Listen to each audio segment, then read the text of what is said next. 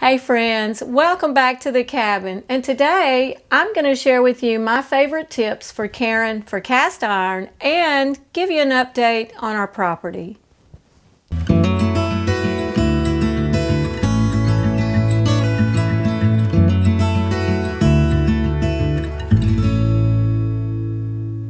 When it comes to cooking in my cabin kitchen, cast iron is hands down my favorite, and I reach for it time and time again. So it gets a lot of use, which is good for cast iron. Using it more and more is going to really help to preserve and build that seasoning in it. But there are some do's and don'ts even in that area that you want to know beforehand so that you can take care of those well-seasoned cast iron skillets. Now, today's video is going to focus on those that are already well seasoned and how that you can take care of that and preserve that and not damage that seasoning. Now, we'll be covering in the future a video on re-seasoning or beginning seasoning on cast iron because that goes a little more in depth, so we'll dedicate that to its own video.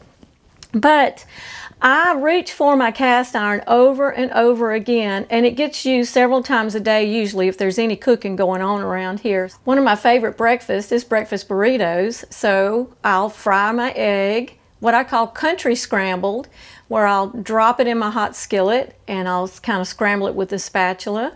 That's what I call country scrambled. And then I like to do my flour tortillas. Now this is a carb-friendly, keto-friendly flour tortilla because I am on a little bit of a better eating path right now, so I'm staying away from, even more so, a lot of the white, overly processed flours. But what we're going to do is we're going to start with a generous amount of fat. So let's cover the fats that I prefer to use and what I don't prefer to use. Now, I'm a true believer in natural animal fats. I believe in them for your health. I think they've been given a bad rap over the years. They've been misunderstood, highly misunderstood. And so it seems like the pendulum is swinging back a little bit as far as these more natural animal fats such as lard, tallow, ghee, and even butter. Now in this case, I'm using ghee because we have an abundance of ghee because of Lily, our little Jersey milk cow. And if you're not familiar with her, I've got some videos on us milking her and different things, but she is the foundation, by far the foundation of this homestead. And we make a lot of ghee because we make a lot of butter, and it's a way to preserve the butter.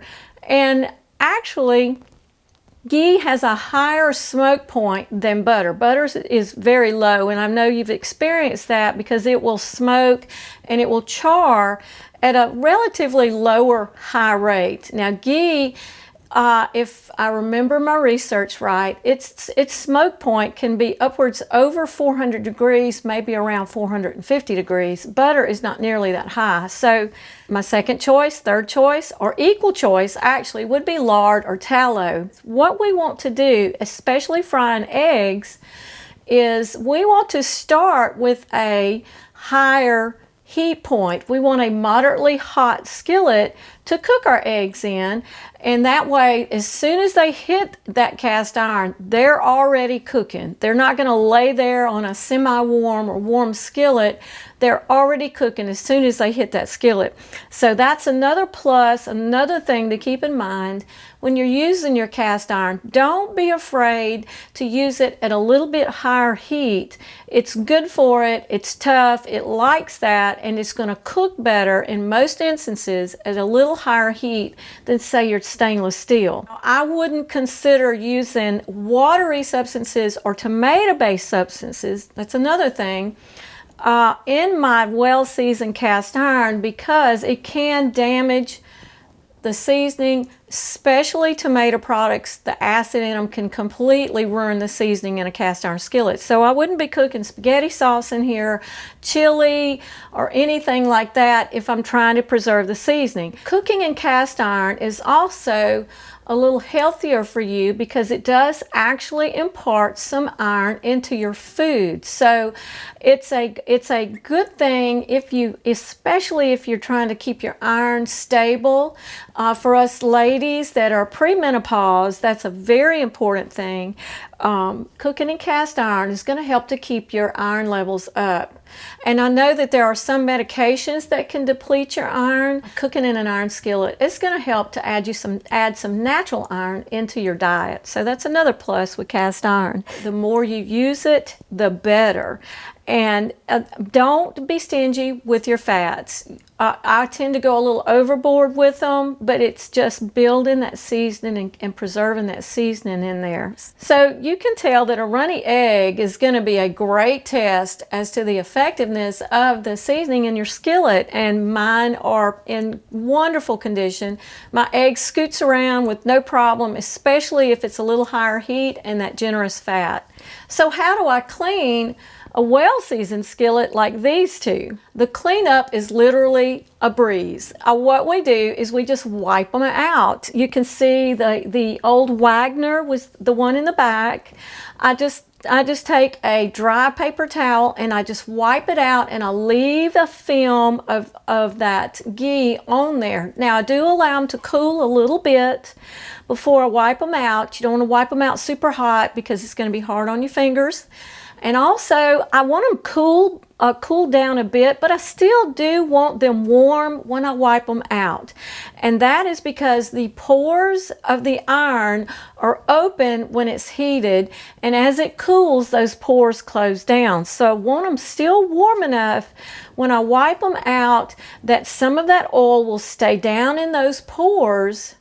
And then as it closes, it's going to trap that down in the pores of the iron, and that's just going to reinforce that seasoning. That is a step in seasoning. That's what you're doing, is you're actually trapping the oil down in the pores of the iron. So you can see by the Wagner, great job. Just wipe it out, and I set it down to let it finish cooling before I hang it up. Same thing with this old Le Creuset, and I'll tell you the story on this skillet later on in the video. But now it does have a few little specks of egg in there. They're not stuck. It's just what fell off the egg as I flipped it, and it was cooking. And I'm going to wipe that down to one side, and then I'll be able to wipe it out into the garbage. And the same thing then, I'm just going to wipe the excess oil, excess fat out, and then I will just lay it here, sit it back on the stove, and allow it to cool before I hang it back up. Now, what do we do if we have a skillet that's got some stuff cooked on it a little bit, and we need to get it clean and we can't wipe it out? Well, let's cover, first of all, what you don't do, okay? Especially in the case of this skillet that you see here, I had cooked what I call some scrambled corn. It was just some canned corn that I drained, and corn is a little bit sugary, especially when you heat it. The starches in there are going to turn to sugar. So, you know, cooking sugar can be a disaster sometimes. So I cooked this corn, fried it with a little bit of bacon grease, and chipped up a purple onion in there, or part of a purple onion in there, and just made a little side dish, a quick side dish. But it does have some of the cooked on sugary residue in the bottom, even though this particular skillet is very well seasoned. So what do we don't do? First of all, we don't use soap. And I know you look at it and you think, well, how do you get that out if you're not going to put some soap in there and put it in, some hot soapy water? Water normally is the enemy of your skillet, but I'm going to show you now how to use water safely to clean your skillet and no soap. So you're going to take this skillet, and I allowed it to cool. So once it's cool, I know this is kind of a misnomer, but I was busy cleaning up and doing some other things, so it already cooled down.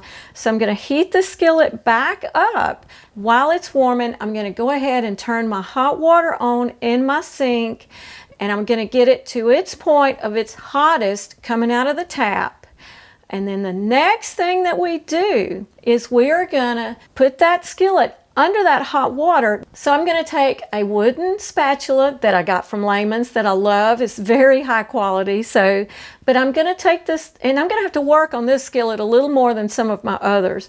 But I'm going to take this and I'm going to work that residue or that crustiness that's stuck to the bottom of my greatly seasoned skillet.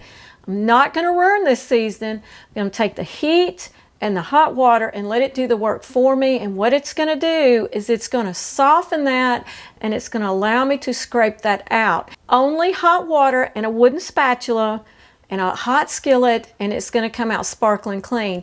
Now, the reason that I use the wood is because I don't want to dig down into that layer of seasoning that's on my skillet.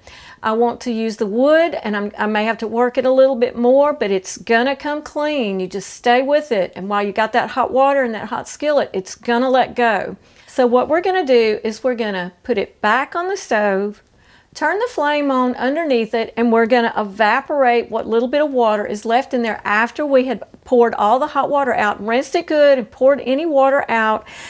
You could take and dry it out with a paper towel. I don't. I just let it evaporate because I want it to be heating that skillet anyway. Because the next step is we're going to take some lard. We're just going to coat that generously. I want to make sure to coat all those insides with that and a good layer on the bottom. And I'm going to let that sit there, and I'm going to let it cool for a few minutes. I can let it cool until it solidifies, but this is a lot because I did really work on this skillet a lot. So I wanted to put a real generous amount of the oil, of the fat in there, and I'm just going to let it sit and cool slightly so it's really taking in that fat into the pores, and then I'll wipe the excess out, let it finish cooling, and hang it up in its place. And that's it. Wonderfully preserved and well-seasoned skillets. So now let's talk about the property.